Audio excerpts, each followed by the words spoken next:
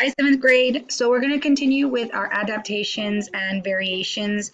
And today we're going to be discussing natural selection and how animals vary.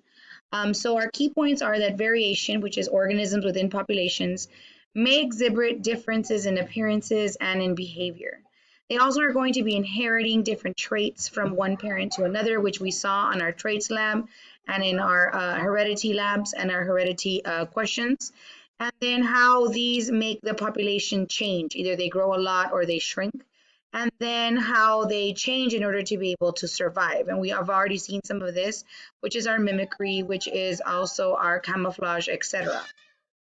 So, your lessons, you're going to have two lessons this week, and they will be the last lessons that you're going to be having. And then after that, we're going to start looking at all of the work that is late and how we're going to be improving our grades. So make sure that you are looking at all of the videos. And when you are on your Nearpod, which is your lesson one, once you complete the Nearpod, make sure that you go back into your Google Classroom and mark as done.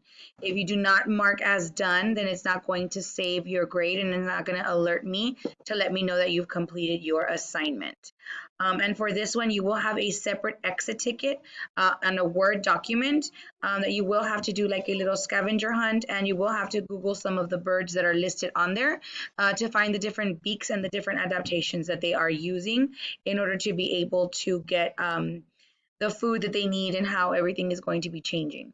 If you have any questions, please make sure that you join my office hours. I will be sending out emails and text messages to parents to let them know of your grades, because we are trying to do this final push so that we can make sure that we get all of our assignments turned in and taken care of.